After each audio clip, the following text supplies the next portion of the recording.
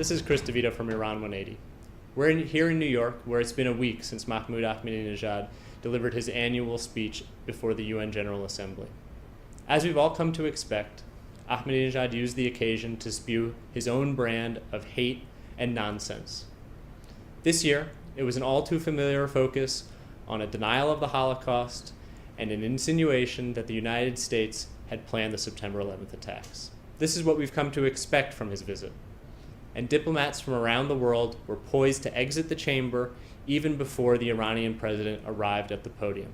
Led by the United States, Canada, and every member of the European Union, Ahmadinejad's speech led to a parade of diplomatic protest. It's only appropriate that the world's democracies stand in opposition to a man, and more importantly, to a regime that so consistently violates international human rights norms and its own international obligations.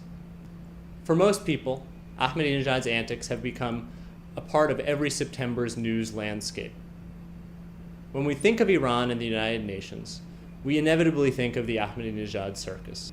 What's important for people to realize is that Iran's influence at the United Nations extends beyond a single speech given every September.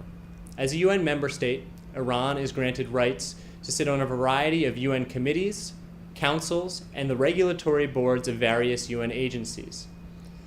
They also participate more broadly in the activities and programs run by the diplomatic body. Often, the agencies and committees that Iran serves on are bodies whose ostensible goals are in direct contravention of Iran's own human rights record. Take, for instance, Iran's seat on the executive board of the United Nations Development Program. Iran chaired the board in 2009 while simultaneously cracking down on the democratic aspirations of its own people. Importantly, the UN Development Program Executive Board serves as the governing body for several other large and influential UN organizations. This includes the UN Population Fund and the United Nations Development Fund for Women.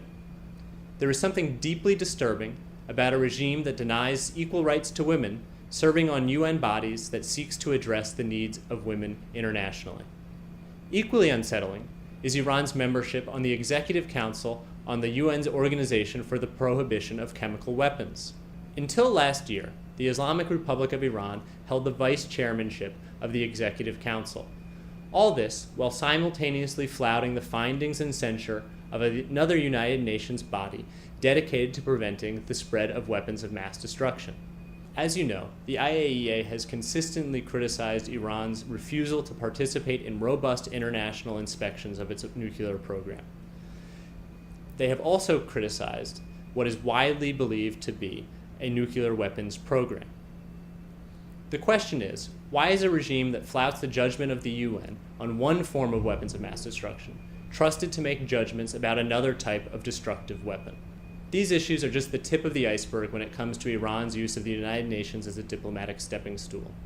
So, if and when Ahmadinejad returns next year to New York to engage in his usual diatribes, remember that the UN provides the Iranian regime with more than an annual speaking spot at the UNGA.